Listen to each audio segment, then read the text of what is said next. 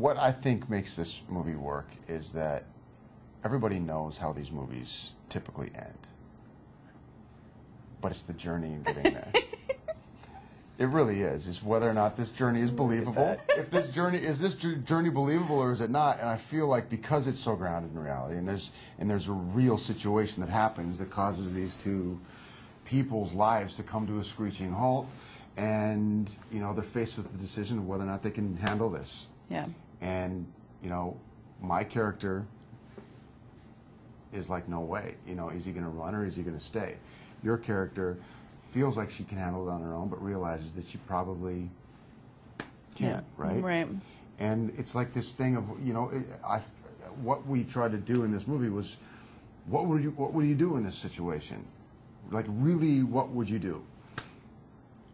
It's hard to say that you would, it's easy to say that you would do it, but when you really think about it, that's a huge responsibility, especially when you don't have 9 months to prepare for it. But I'm a little more like Holly, where it's just like, I could do it. I would make it work. I could do it. I could. If that happened to me, I would just step up and I would take charge and I could do it.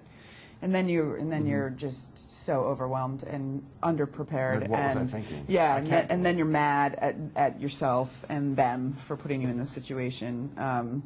But I love that about it. It has all of those emotions. It has all of those feelings and moments, and it's not glossy and perfect, and they don't always say and do the right thing, but they're trying. They're good people. They have good hearts. They're trying to do the right thing, and I think they ultimately succeed. And what's fantastic about it is that these two people who really brought the worst out of each other for a long time end up being each other's saving grace. Really That's do bring the best out of each other, and it's not fun to love Sophie without the other person. It's not as rewarding, because it's amazing to share that love for a child with somebody who feels just like you do about that child. It's a real, it's a real gift.